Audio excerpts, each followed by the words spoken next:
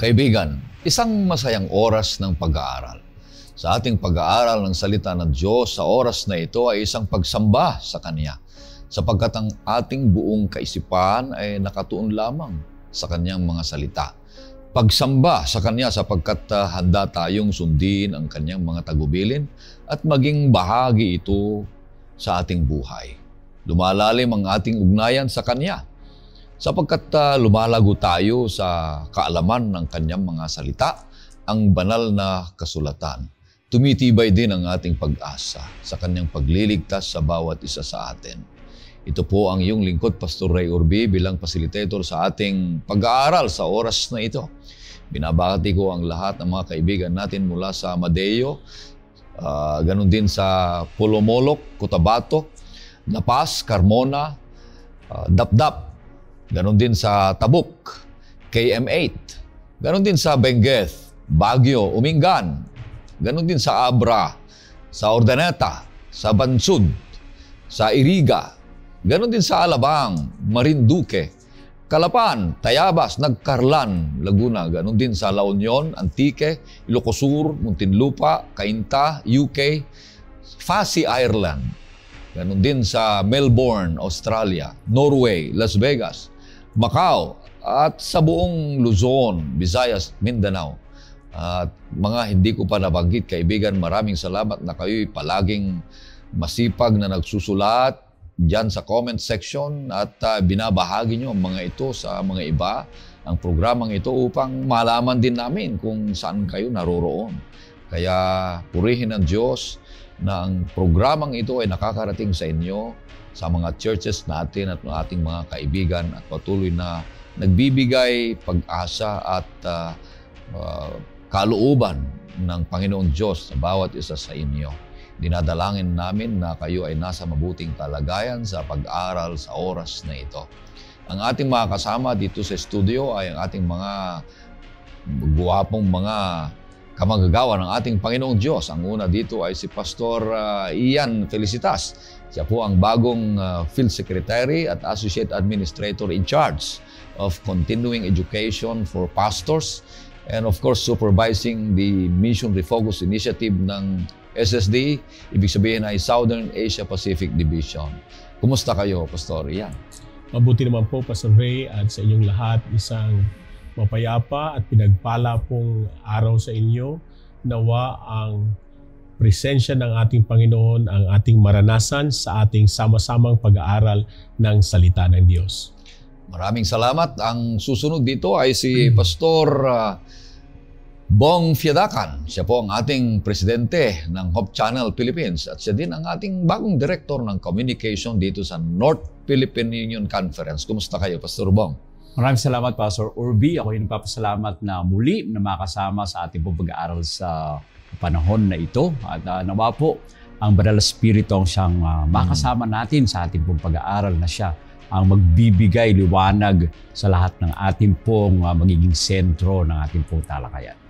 Sa ating pagpapatuloy, nais kitang aniyahan, kaibigan, sa isang panalangin. O Panginoon Diyos, sa maraming banal na lutlukan ng biyaya at pag-asa. Narito ang iyong mga lingkod. Pag-aaralan namin ang iyong mga salita.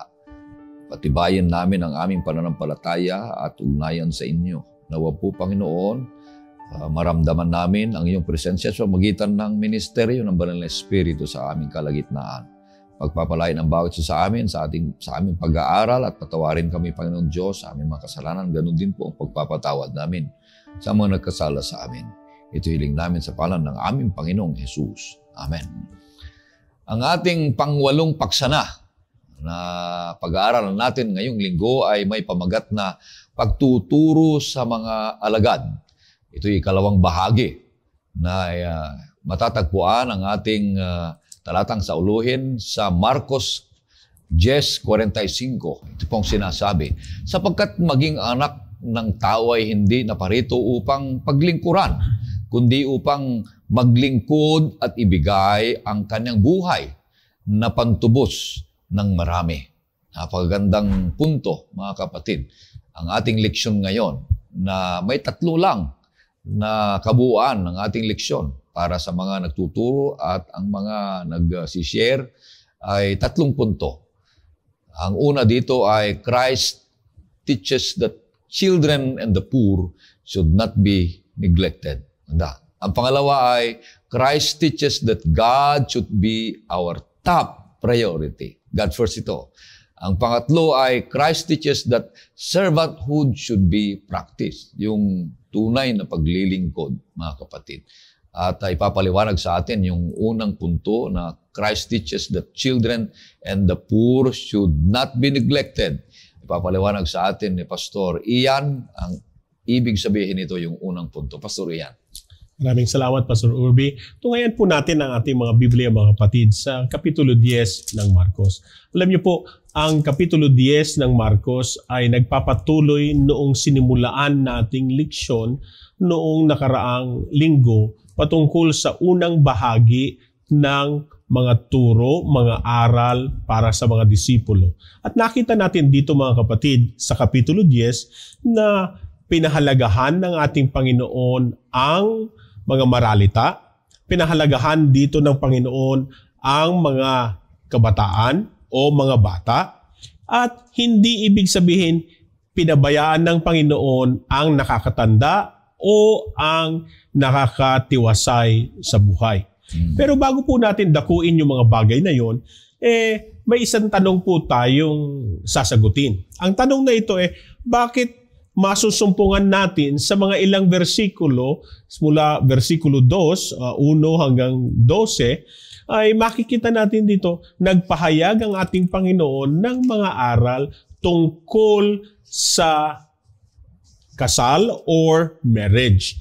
Alam nyo, para maunawaan natin yung aral na dinala ng ating Panginoon tungkol sa mga kabataan or mga bata, mahalagang makita natin kung ano ang dahilan kung bakit dinala ng Panginoon natin yung aral tungkol sa mga mag-asawa at yung issue ng divorce doon sa unang bahagi ng Kapitulo 10. Kung papansinin natin, dito sa versikulo 1, Jesus then left the place and went into the region of Judea across the Jordan and again, sinundan siya ng mga tao tulad ng mga yugtong nakita natin sa unang bahagi ng Marcos, patuloy na sumusunod ang mga tao sa kanya. Yung laman po ng versikulo 2 hanggang 12 ay tungkol sa mag-asawa. Kaya nga tinanong ang ating Panginoon kung bakit mahalaga ito or ano bang dapat gawain tungkol sa paghihiwalay at tinanong siya. Pero alam niyo, mga kapatid, magandang makita natin ano ang hinge na nagko-connect sa unang bahagi ng Kapitulo 10, yung unang bahaging ito, yung 2 to 12, at yung 13 to 16 na aral tungkol sa mga bata.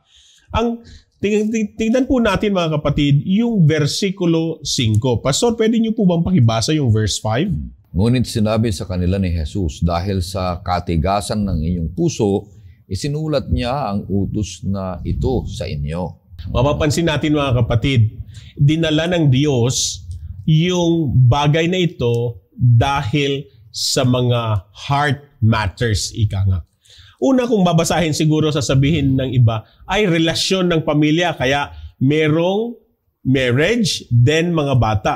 Pero kung pag-aaralan natin ng mainaman, mga kapatid, ang mga versikulong ito, patuloy hanggang sa versikulo 16, makikita natin na ang sentro nito, it's a matter of heart.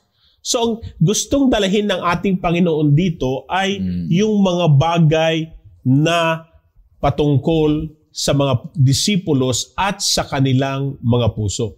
Alam niyo, nung dinadala ng Panginoon ang mensaheng ito, lubhang marami ang ayaw sumunod sa Kanya.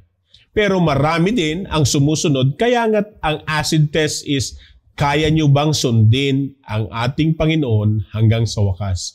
It's a matter of heart. And when you look at the children who followed Jesus, tingnan natin, mga kapatid dito sa versikulo 13 hanggang 16. Pastor? At dinadala ng mga tao sa kanya ang maliliit na bata upang sila'y kanyang hipuin. Ngunit sinaway sila ng mga alagad. Ngunit nang ito'y makita ni Jesus, nagalit siya at sinabi sa kanila, hayaan ninyong lumapit sa akin ang maliliit na bata.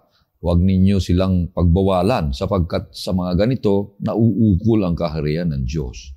Tunay na sinasabi ko sa inyo, ang sino mang hindi tumatanggap sa kaharian ng Diyos na tulad ng isang maliit na bata ay hindi makakapasok doon. At kinalong niya sila, ipinatong ang kanyang mga kamay sa kanila at binasbasan sila.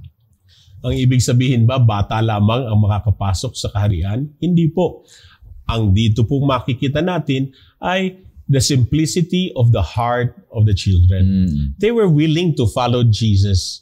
Bagamat meron tayong makikita dito mga disipulos na kasama na ng ating Panginoong Jesus, pero their heart were a little bit hardened and they were not welcoming children.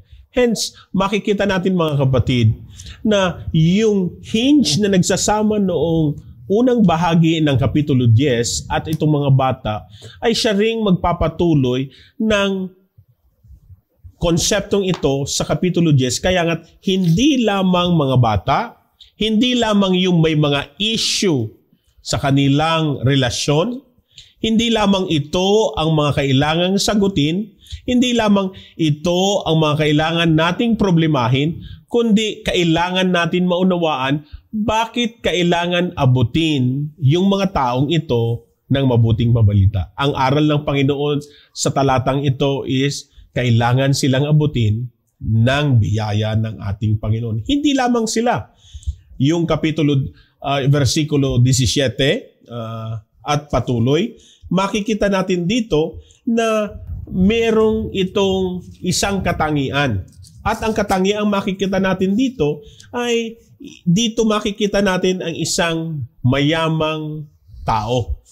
So, ang dinadala ng mensaheng ito, ang katuruan ng ating Panginoon ay mahalaga na dapat abutin ang lahat ng larangan at antas ng tao.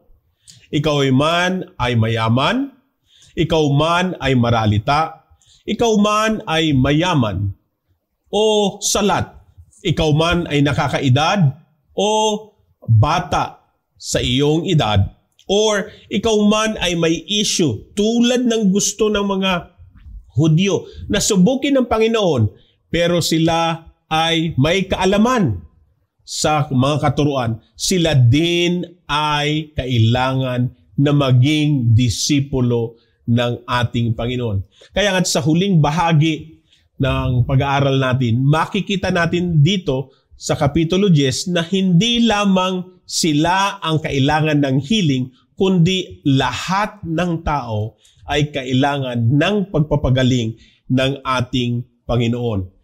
Tingnan natin ang sabi ng tala sa versikulo 26, 27 ng Kapitulo 10. Pastor, pakibasa. Sila lalong nagtaka at sinabi sa kanya, sino nga kaya ang maliligtas? Tiningnan sila ni Jesus at sinabi, sa mga tao ito'y hindi maaring mangyari, ngunit hindi sa Diyos, sapagkat sa Diyos ang lahat ng mga bagay ay maaring mangyari. Ito ay isang katanungan na sino bang maliligtas? Yung bang may issue sa kanilang pagiging diborsyo o hindi? Yung mga bata ba? Or yung mga nakakaaluwan sa sosyedad?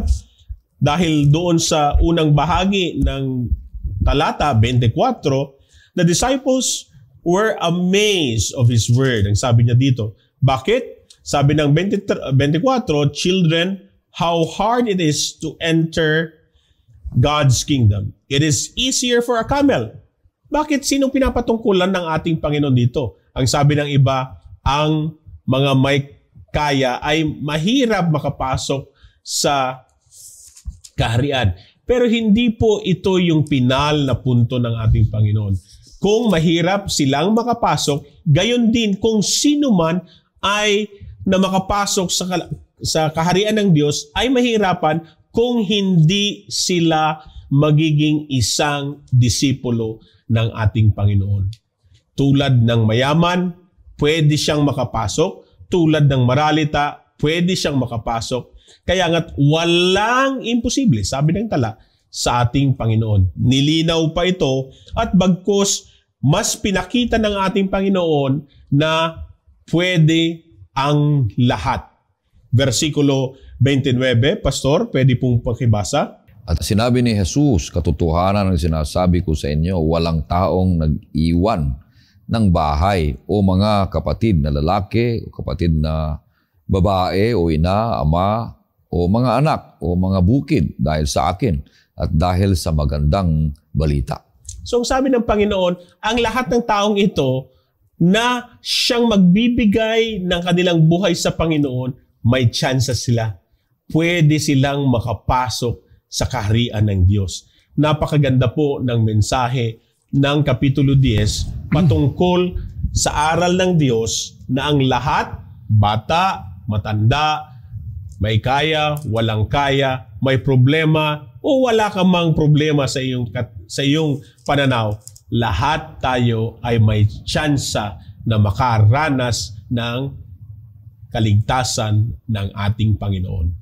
Maraming salamat. Pastor Rian, itinuturo sa atin mga kapatid at mga kaibigan na bilang isang disipulo ng ating Panginoong Hesus, nakita natin na ang Hesus na ating Panginoon ay tinuturuan niya yung mga alagad kung papaano magdisipulo sa mga tao na hindi tayo namimili.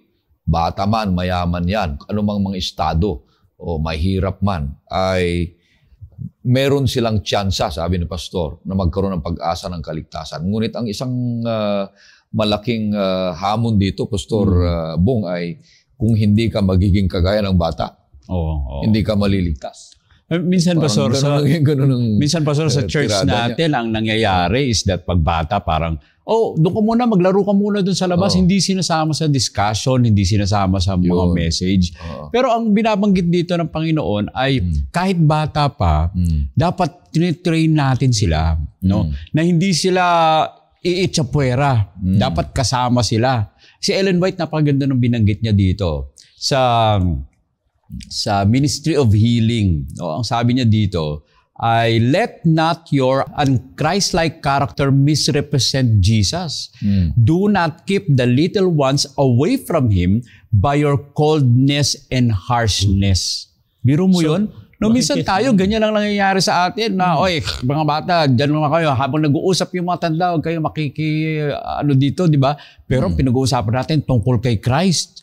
Pero sila hindi natin sinasama. So makita natin dito, Pastor Bong, Pastor Ray, na ang pagiging disipulo at ang isang mahalagang aral dito ay yung matter of a heart. Hindi natin makita yung puso ng bata, pero tingnan mo saan sila inilagay ng Panginoon.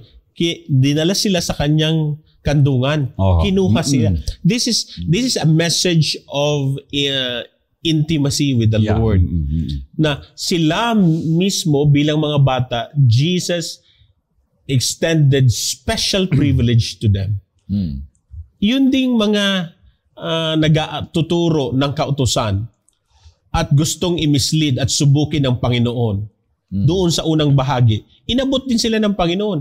Kasi gusto nilang i-twist na naman sa salit-saling sabi yung mga tao doon sa unang bahagi ng Marcos Kapitulo 10. Makikita natin doon na tinuwid muli sila ng Panginoon sa pamagitan ng kasulatan. So, ito ay mahalaga, Pastor, na sa ating pag-abot sa marami, na tayo ay maging sentro sa salita ng Diyos. Tulad din ng rich man. Yung rich man, makikita natin doon, itinuwid ng Panginoon at binilang niya nga yung mga kautusan. Nilathala niya, ito yung mga sinusunod, ito yung mga... Pero kailangan natin, hindi lang basta yon. Kailangan natin na tayo'y maging tulad din ng ating Panginoon na kaya nating magpakumbaba. Dahil yung versikulo 21, sabi, Jesus looked at him and loved him. One thing you lack, he said, go sell everything that you have, give to the poor, and you will have the treasure in heaven. Then come, follow me. So ang tanong dito is, nasaan ang ating puso? Kaya ba natin ibigay ang lahat, isurrender ang lahat sa Panginoon na walang magiging patlang sa ating pagtatalaga at paglilingkod para sa Kanya? So yung unang bahagi nito ay it's a matter of heart na sinasabi mo. So yung pag-aasawa, it's a matter of heart. Yes. Yung patungkol sa mga pagdidisipulo sa mga bata, it's a matter of heart. Yes. Sabi nga ni George MacDonald, ang totoong Kristiyano ay makikita mo ang mga bata na naglalaro doon sa paligid mo, doon sa harapan ng bahay mo. Yeah. At kung inaayawan ka ng mga bata, ibig sabihin, delikado kang tao. Oo. Ang mga bata, hindi naman masuspetya yan, kundi they love strangers. Hindi nila alam kung gagawa ka pala ng masama sa kanila. Yun ang magiging magandang ugali ng isang Kristiyano na ang tinitingnan niya ay mabuti sa tao. Ganun ang mga bata, madaling maturuan, humble sila. At ang mayamang ito, it's a matter of heart din. Kaya, kaibigan at kapatid, pagpapalain tayo ng Panginoon Diyos sa ating pagdidisipulo bilang isang disipulo na naghahanap ng mga ididisipulo natin. Mga bata man, marilita man, mayayaman man, ay wala tayong pinipili. Natuturuan at dadalhin natin sila sa paanan ng ating Panginoong Hesus at magkaroon sila ng pag-asa ng kaligtasan.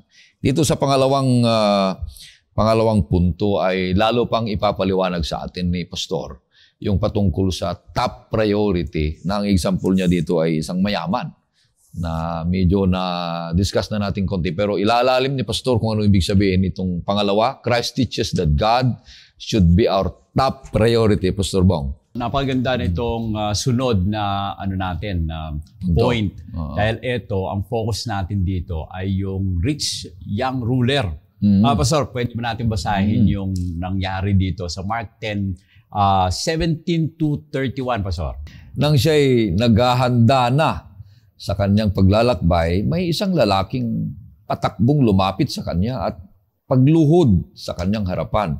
Siya'y tinanong, "Mabuting guro, ano ang dapat kong gawin upang magmana ng buhay na walang hanggan?" Sinabi sa kanya ni Jesus, "Bakit tinatawag mo akong mabuti? Walang mabuti kundi ang Diyos lamang. Nalalaman mo na ang utos, huwag kang pumatay, huwag kang mangalunya, huwag kang magnakaw, huwag kang sumaksi sa kasinungalingan, huwag kang mandaya, igalang mo ang iyong ama at ina." At sinabi niya sa kanya, "Guro, ang lahat ng mga bagay na ito'y aking tinupad mula pa sa aking kabataan." Si Jesus, pagtingin sa kanya, ay minahal siya at sinabi, "Isang bagay ang kulang sa iyo. Kumayo ka, ipagbili mo ang lahat na at ibigay mo ang salapi sa dukha at magkakaroon ka ng kayamanan sa langit at pumarito ka. Sumunod ka sa akin." Subalit siya'y nanlumo at sinabing ito at siya'y umalis na nalungkot sapagkat siya'y maraming ari-arian. At sa pagtingin ni Jesus sa palibot ay sinabi niya sa kanyang mga alagad, napakahirap para sa mga may kayamanan na pumasok sa kaharian ng Diyos. At namangha ang mga alagad sa kanyang mga salita. Ngunit muling sumagot sa kanila si Jesus, "Mga anak, napakahirap pumasok sa kaharian ng Diyos. Mas madali pa para sa isang kamelyo ang dumaan sa butas ng isang karayom kaysa isang mayaman ang pumasok sa kaharian ng Diyos." Sila'y lalong nagtaka at sinabi sa kanya, "Sino nga kaya ang maliligtas?" Tiningnan sila ni Jesus at sinabi, "Sa mga tao, ito'y hindi maaring mangyari, ngunit hindi sa Diyos. Sapagkat sa Diyos, ang lahat ng mga bagay ay maaring mangyari." Si Pedro ay nagsimulang magsabi sa kanya, "Tingnan mo, iniwan namin ang lahat at sumunod kami sa iyo." Sinabi ni Jesus, "Katotohanan ang sinabi ko sa iyo, walang taong nag-iwan ng bahay o mga kapatid na lalaki, kapatid na babae, ina, ama, mga anak, o mga bukid dahil sa akin at dahil sa magandang balita, ang hindi makakatanggap ng 100 ulit ngayon sa panahong ito ng mga bagay at mga kapatid na lalaki, mga kapatid na babae, mga ina at mga anak, at mga bukid, na may mga pag-uusig at sa darating na panahon ay walang hanggang buhay. Ngunit, ang maraming nauuna ay mahuhuli at ang huli ay mauuna. Yan, Pastor, napakaganda no, nung ating binasa. Ang focus dito, yung priority. So ano yung priority mo? Ano yung nasa puso mo? Na kung titingnan po natin mga kapatid, yung etong rich man na to na lumapit sa ating Panginoon, if you look closely, na kunyari titingnan nyo lang siya, very respectful po siya eh. Actually, tumakbo siya sa harap ng ating Panginoon. Lumuhod pa siya sa harap ng ating Panginoon. Kung gumagamit sila ng po noon, ay siguro gumagamit ng po itong lalaki na ito. At siya po ay lumapit sa ating Panginoon na may pagpapakumbaba. At kung titingnan po natin mga kapatid, sabihin siguro natin, ay maliligtas tong tao na to. Very respectful siya sa ating Panginoon. Pero nung sila po ay nag-uusap na, no, tinanong nitong lalaki na to, ano daw bang requirements no, para siya po ay maligtas? At nung sinabi na ng ating Panginoon yung kanyang mga requirements na sinasabi na kailangan sundin yung utos, ang sabi ng lalaki ay, teka, na ginawa ko na yun. Kahit ako nung bata pa ay ginawa ko na yun. No? At meron mga pagkakataon, kung titingnan po siguro natin, ay tayo, iisipin natin na very obedient naman tayo. Isang member ang aking nakausap no po ay nasa district. Sabi niya, Pastor, hindi naman ako nag-aagabyado ng mga tao. No? Ako naman ay sumusunod naman ako sa utos. Maliligtas naman siguro ako kasi hindi naman ako naman ay mabuti. No? Pero kung titingnan po natin, actually, outward appearance, we cannot judge. No? Hindi po natin pwedeng sabihin na maliligtas ka o hindi dahil ang ating Panginoon lang ang nakakaalam kung sino po ang maliligtas. Now, nung tinanong na ito ng ating Panginoon doon sa lalaki, ay ang sabi nga niya, sumunod na siya. Pero nung sinabi na ating Panginoon na eto na yung priority, kailangan ay ibenta mo yung ari-arian at ikaw ay sumunod sa akin. Doon na po nangyari mga kapatid na siya po ay hindi sumunod dahil sa ano ang naging priority niya. Ang mas naging priority niya sa halip na sumunod ng lubos sa ating Panginoon ay mas priority niya mga kapatid. No? Na siya po ay yung kanyang ari-arian ang mas higit sa puso niya. No? So kung titingnan po natin dito sa focus na ito ay sino yung priority natin? For example, sa ating buhay po mga kapatid, maaari po ba natin ipagpalit ang lahat ng mga bagay para lamang tayo ay mapalapit sa ating Panginoon? Now sa Mark 10:27, ang sabi po ng ating Panginoon doon, with man it is impossible, but not with God. No? For all things are possible with God. No? Kaya nga po, nung tinanong ng mga apostol, sino na yung maliligtas? Sa ating Panginoon ay walang imposible. Ibig sabihin, hindi po tayo makapagliligtas ng ating pong mga sarili, kundi ang ating Panginoong Diyos ang makapagliligtas sa atin. Ang kailangan lang po natin gawin na ibigay natin yung puso natin sa Kanya. Kailangan siya yung top priority sa lahat ng mga bagay. Uunahin po natin ang ating Panginoon dahil siya ang magliligtas sa atin. Now, eto naman po, sinabi naman ni Peter, mga kapatid, doon sa mga ilang mga yugto na ating pong binasa, no? Ay sinabi niyang, iniwan namin ang lahat. No? At wala na kami. Kami ay iniwan at simunod kami sa iyo. Okay? At sila po ay nagsabi na parang sinasabi nila na yung buhay namin ay ibinigay na sa iyo. Now, kung contrast po, kung titingnan po natin dito ay kung ibinigay na natin lahat sa ating Panginoon at tayo po ay sumunod na sa ating Panginoon, iniwan natin yung ating mga mahal sa buhay, iniwan natin yung ating ama, ating ina para tayo ay lumapit sa ating Panginoon. Ang binibanggit naman ng ating Panginoon dito na yung ating pong gantimpala ay mas higit naman doon sa ating pong mga iniwan. No? Dito sa mundo po mga kapatid ay marami ang iniisip natin na makukuha natin pero puro po ito pansamantala. No? Meron isang lalaki na narinig ko lamang po yung kwento. May driver, no? At ang sabi niya, hirap na siya sa buhay. Nakita niya yung kanyang amo, pinagdadrive niya, papunta, pabalik. No? At ang nangyari po mga kapatid, ay namatay yung kanyang amo. Okay? At nung namatay yung kanyang amo, yung asawa ng kanyang amo, ang siyang naging asawa niya. Yung babae, wala naman silang relationship actually. Pero dahil sa masipag itong driver na ito ay kanya pong naging asawa yung babae. Dahil sa mabait po siguro siya. Ang sabi niya, nung naging asawa na niya yung lalaki, yung babae na asawa ng mayaman, sabi niya, akala ko talaga yung aking amo ay nagtatrabaho para lang sa kanya. Pero yung amo ko pala ay nagtatrabaho para sa akin.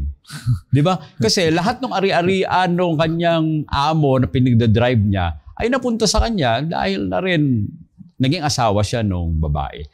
So kung titingnan niyo po mga kapatid, no, kahit na ang dami nating mga ari-arian, ay ito po ay wala rin po ito kapag nawala na sa atin yung ating pong buhay. Pero kapag tayo ay nasa ating Panginoon, ang kapalit po nito, ang gantimpala na binibigay sa atin, ay higit pa sa ating pong naiisip. Ang ating Panginoon, siya po ay namatay para sa bawat isa. Ito po yung puntos, mga kapatid, ng ating Panginoon ay nabuhay para rin naman sa atin at nandun siya sa langit na bayan at naghahanda ng dakong kalalagyan. Ang priority po sa buhay natin ay tanong ngayon sa bawat isa. Okay?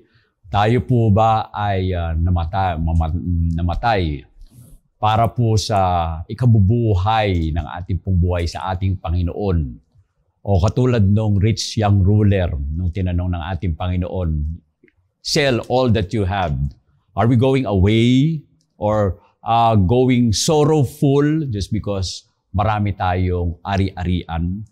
Kaya ang tanong ngayon, Pastor, ano ang priority? Sana ba doon sa ating puntos dito na ang ating Panginoon ang maging sentro, siya ang maging priority ng ating pong buhay.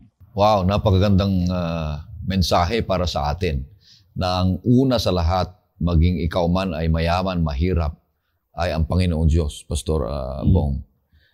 Kung mayaman ka, nakakaawa ka, kung hindi mo uunahin ang Panginoon. Tapos na ang karangyaan mo dito sa lupa. Nandyan ka na lahat.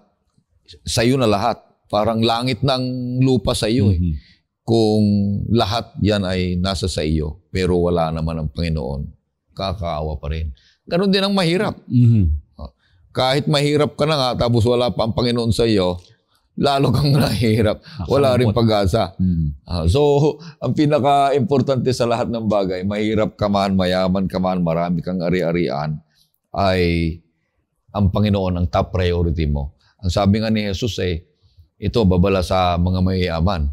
Buti na lang, hindi ako pinagyaman ng Panginoon. Pero meron pa rin akong kailangang ayusin sa buhay kahit anong meron ka. Napakahirap, sabi ng Panginoong Jesus, ang maligtas na mayaman.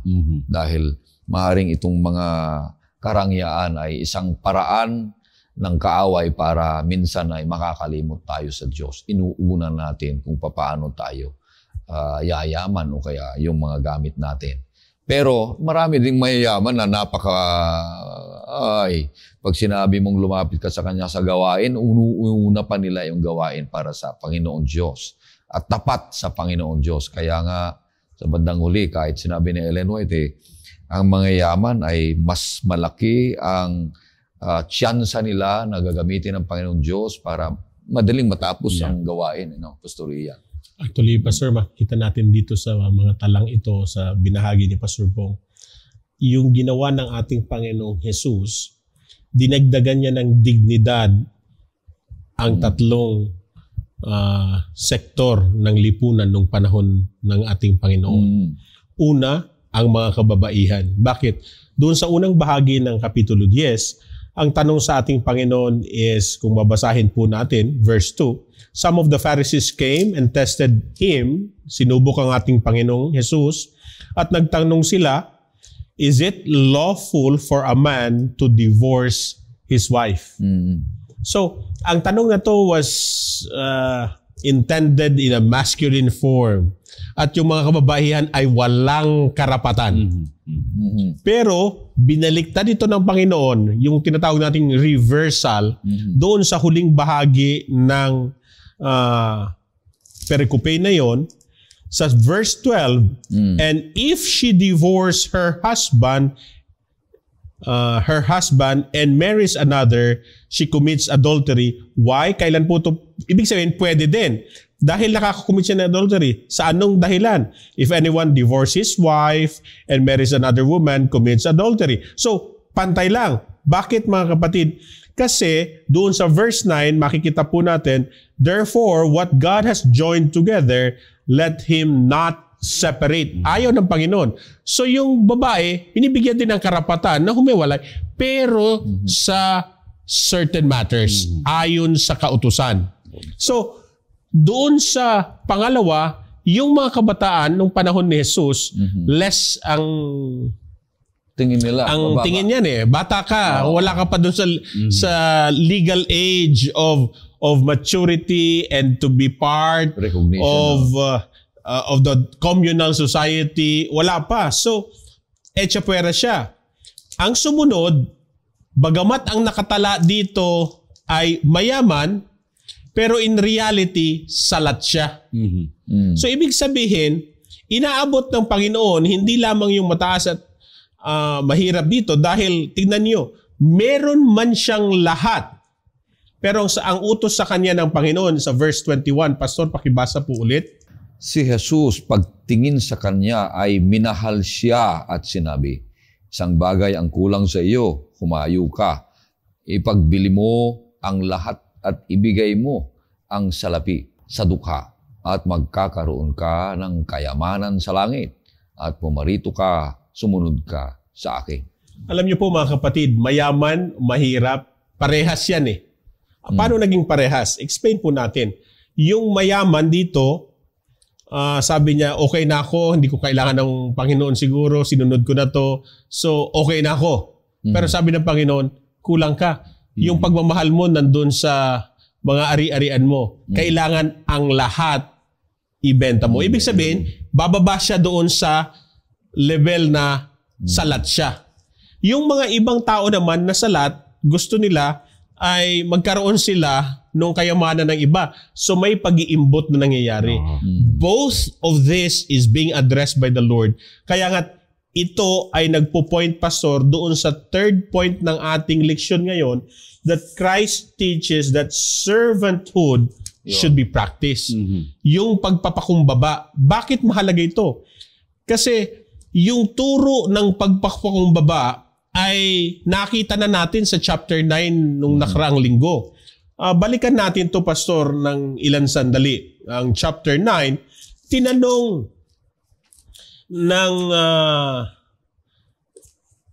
ang ating Panginoon sa chapter 9 kung sino ang great.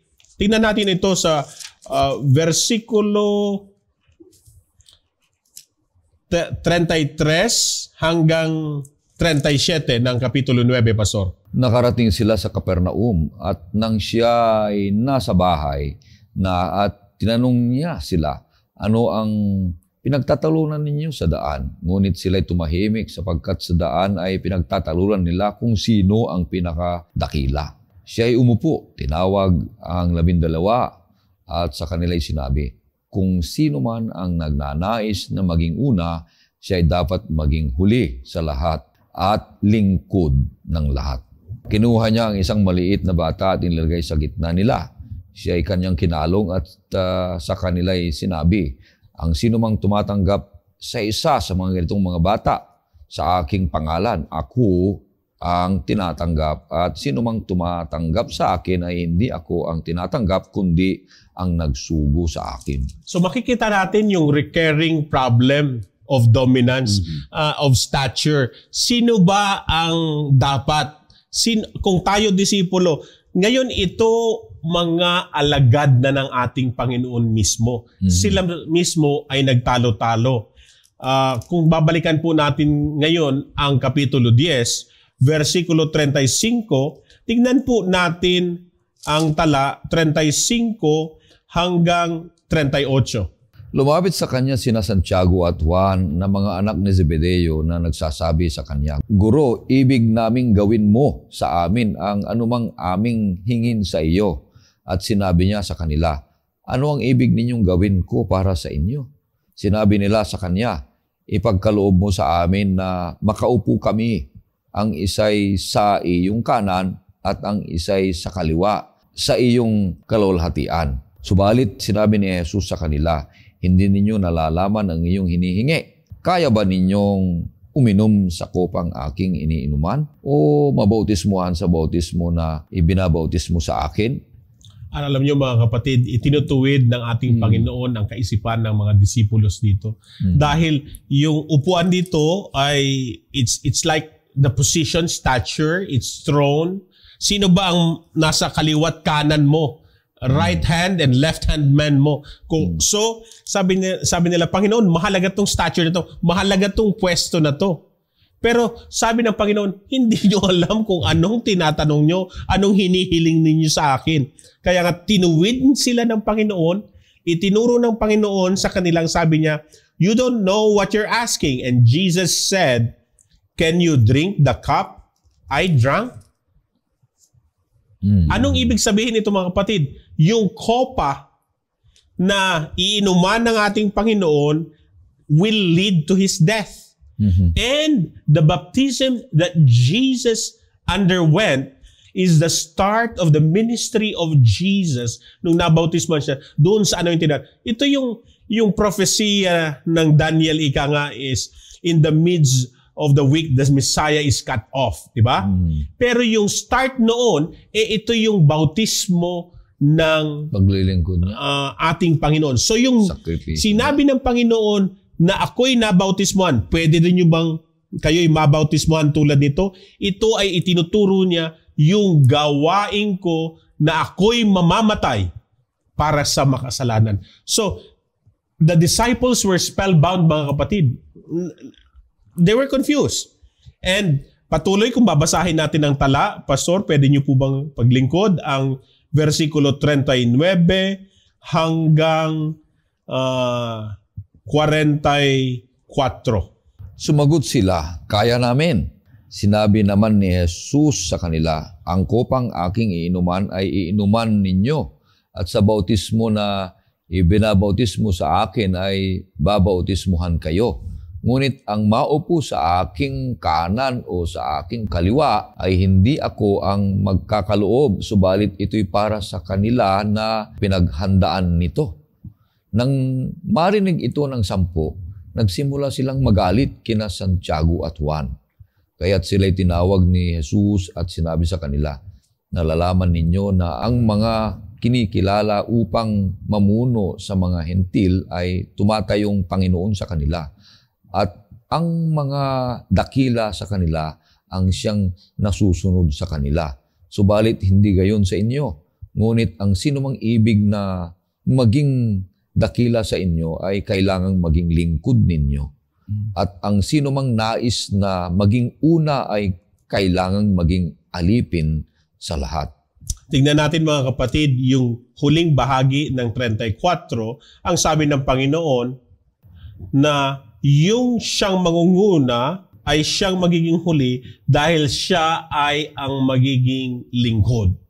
Then, doon sa versikulo 44, inulit din ito, and whoever wants to be first must be a slave of all. Ito ay echo na nung narinig natin sa Kapitulo 9. Pero ito po yung punchline ng kapitulong ito, Kapitulo 10, yung doon sa pagiging servant natin. Yung verse 45. Pastor, pakibasa. Sapagkat maging ang anak ng tao ay hindi naparito upang paglingkuran, kundi upang maglingkod at ibigay ang kanyang buhay na pantubos sa marami. Alam niyo mga kapatid, kung ang Panginoon ang ating magiging tagapagligtas, tunay na kapayapaan, kasakdalan, at paglilingkod na wagas ang ating magagawa para sa Kanya. Pero anong klaseng paglilingkod? Hindi paglilingkod na pagtataas ng ating sarili o pagtataas ng sariling bangko, ika nga, kundi isang klaseng paglilingkod na tulad ng ating Panginoon, paglilingkod na tulad ng isang alipin o higit pa, paglilingkod na pag-aalay ng sariling buhay para sa kanyang mga pinaglilingkuran. Ito ay mga katagang sinambit ng ating Panginoon upang abutin ng mga disipulo at ang mga tao kung anong klase ang pagiging isang disipulo. Pastor Ray, I think kailangan maunawaan natin lahat ito dahil ito ang aral ng Panginoon sa pagiging isang disipulo. Napakaganda. Punong-puno tayo ng kaalaman patungkol dito sa disipulo o alagad ng ating Panginoong Hesus at magdidisipulo. Na tunay na tayo isang maging mabisang halimbawa ng pagiging disipulo ng ating Panginoong Hesus. Biro mo yan. Hahamunin tayo na ang paglilingkod ay tayo ang maglingkod sa ibang mga tao. Tayo ang mauuna dahil nagpapakita tayo ng kaawaan o kaya tunay na kagaya ng ating Panginoong Hesus sa paglilingkod. Na hindi natin inuuna yung ating sarili, kundi inuuna natin yung mga iba. At meron tayong mapapakita o may ipapakita na kaawaan o kaya yung humility ba? Na sa akin. Kasi dito, nagalit pa nga yung mga yung mga alagad sa dalawa kasi unahan ito eh. Oh. Di ba? Maalala mo, hindi pa nila nasabi itong 12 sila eh. Unahan. Kasi ang alam nila, pagdating ng panahon, si Jesus ay malapit ng itayo niya ang kanyang kaharian. Eh, maunahan pa tayo. Eh, pagdating ng kaharian, eh, kailangang masabi na natin kung saan tayo pupunta. Minsan, patawarin ako. Kahit saang lugar, eh, darating ng eleksyon. Kaya nagbubulong-bulungan na tayo minsan. Kung sino yung gusto natin kung saan mapunta tayo. Iyan ang isa sa mga ayaw ng Panginoong Hesus. Sabi niya, nag-aaway-away na sila kung sino-sino. Nagalit na nga yung mga iba. Bakit? Ang inuuna nila, yung sarili nila. Hindi nila inuuna yung mga tao, mga kailangan na sinabi mo kanina, top priority ang paglilingkod. At isa puso ang ating buhay sa ating Panginoon Diyos. Kaya, kaibigan, malaking hamon ito sa atin. Kung saan ka man naroon at tinawag ng Panginoon Diyos sa paglilingkod, gawin mo yung paglilingkod sa iyo ngayon. Huwag na tayo munang mag-isip na mga ambisyoso sa mga paparaan kung saan tayo dadalhin ng Panginoong Diyos. Manalangin tayo at maglingkod sapagkat ang Diyos, alam niya kung saan niya tayo dadalhin, kung saan niya tayo gagamitin ayon sa kanyang kalooban at marunong tayong sumunod dahil nasa paglilingkod tayo, hindi nasa posisyon kung saan man tayo dadalhin ng Panginoong Diyos. Di ba? Pastor, maganda nangyari ito eh. Di ba? Parang makikita mo doon na mga tao rin talaga yung mga disipulo. Hindi sila yung parang mga angel na or something. May nagbabangayan sila ay nagpapataasan. Ang naging problema lang dito is that they really didn't understand. Hindi nila naintindihan kung paano talaga yung maglingkod. Katulad yan, may binanggit ka na mag-election na. Iba, iniisip nila, pag ikaw ay elder o ikaw ay ay utos ka na lang ng utos. Pero hindi pala yun. No, hindi pala yun. Kaya yung pagiging elder mo, pagiging deacon mo, pagiging opisyalis sa church mo, hindi focus doon yung turo ka ng turo o utos ka ng utos. Ang focus doon ay yung maglingkod ka. Katulad ng paglilingkod ng ating Panginoon. Amen. Yung i-bring down natin to sa konteksto ng maliliit na iglesia natin na minsan pinag-aawayan yung pagiging matanda sa iglesia or elder or diakono, kahit anong level ng opisyalis. Gayon din kanina nabanggit natin sa mga manggagawa. Pero ang nakita natin dito mga kapatid, more than stature ang aral ng Panginoon. More than stature ang aral ng Panginoon dito ay ito ay servanthood. So, to be a disciple to someone who will be asked by the Lord to have some responsibilities. It's not about, ano bang stripes ko dyan? Marami ba akong nakalagay sa shoulder ko? Hindi. Ang puntos ng Panginoon is, naaabot mo ba ang lubhang karamihan sa pagiging isa mong alagad, isang alipin, na ang paglilingkod mo ngayon nakasentro hindi sa sarili, kundi sa Panginoon at sa iba. I think yun yung acid test sa paglilingkod ng isang disipulo. Na ang sarili natin ay magiging huli kaysa sa iba at sa ating Panginoon. Pastor, paano naman yung ngayong problema? Marami ng mga churches natin ngayon, wala silang ma-elect na elder. Wala silang ma-elect na deacon, na officers ng church kasi lahat tumatanggi. Baliktad naman to doon sa gustong maglingkod o gustong maging officer. Ito naman, ayaw namang maglingkod. Pwede ba na sabihin na hindi rin servanthood yun? Malinaw din ang Biblia doon, Pastor. Kasi when we take Christ as our Savior, we cannot separate that we become disciple of Him.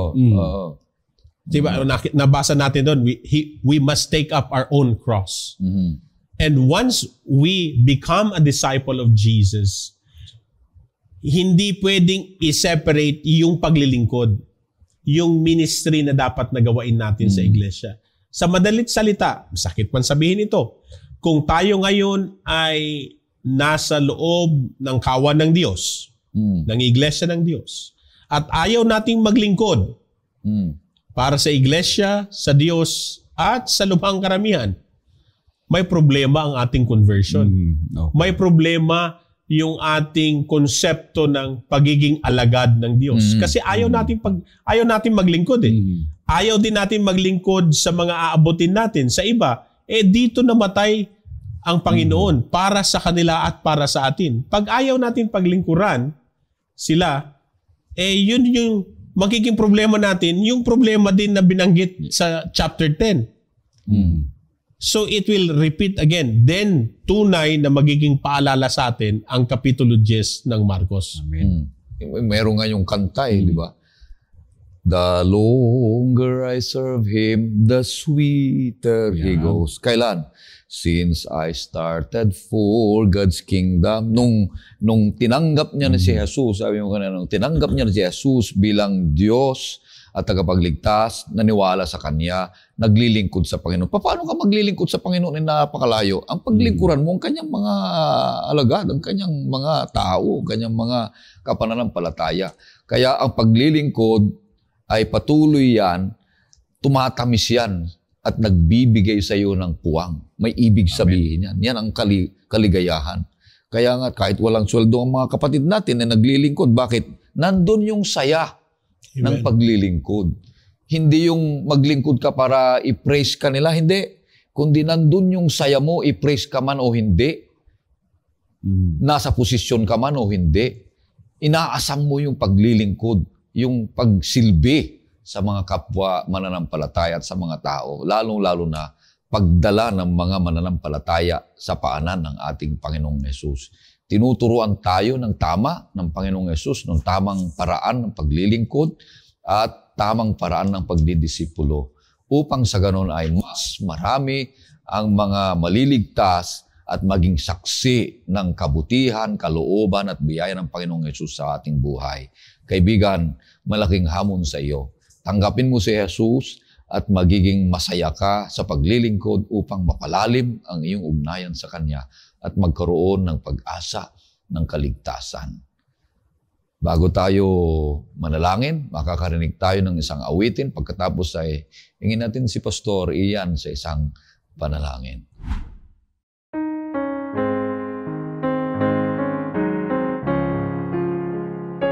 Sa bawat saglit sa araw-araw, may lakas akong tinataglay. Sa Ama ako'y magtitiwala, kung kaya't hindi nang hihina.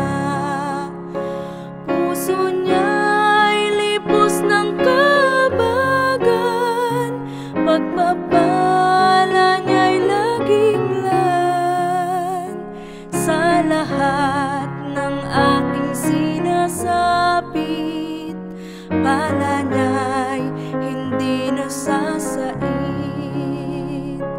Si Jesus ay lagi kong kapiling, pala niya'y hindi nagmamaliw. Kung ako ay may kapighatian, ito'y agad niyang pinapasan. Siya'y gabay at aking tagapayo sa gitna ng magulong mundo. Kung kaya't hindi na uubusan ng lakas na aking kailangan. O Jesus, ako'y iyong tulungan, laging sa lakas mo manangan. At kahit saan ako dumako, kalingain mo yaring puso. Kung pagsubok man ay sumalubong, sa iyo ako'y manganganlong. Hanggang sa wakas nitong landasin, tahanan mo ay aking datnin.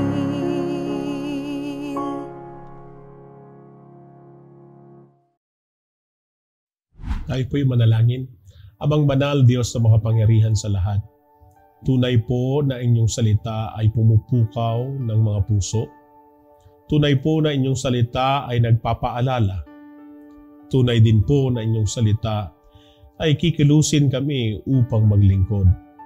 Maraming salamat, Amang banal, na kami pinaalalahanan sa oras na ito sa mga aral na nahayag mula sa Biblia at ang pag-aaral namin ng Mateo Kapitulo 10. Nawa, O Diyos, na ang bawat isa sa amin ay makisangkot sa gawain. Hindi lamang makisangkot, kundi gumawa na bilang isang alagad ninyo. Isang alipin or servant ng aming Master na si Jesus. Tulungan kami na maunawaan ang konsepto ng pagiging isang manggagawa, isang disipulo, isang taong nagpasakop sa inyo.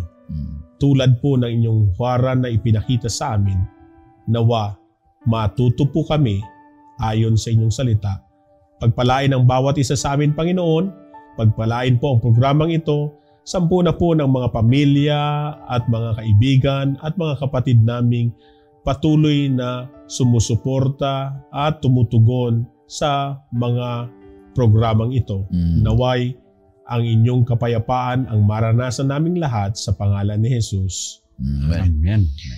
Maraming salamat, kaibigan, sa iyong pagsusubaybay sa programang ito, Oras na Pag-aaral. Ganon din sa mga nakikinig ng AWR at sumusubaybay sa Facebook page ng ating iglesia. Purihin ang ating Panginoon Diyos. Mahal ka ng Panginoon kagaya ng pagmamahal namin sa iyo.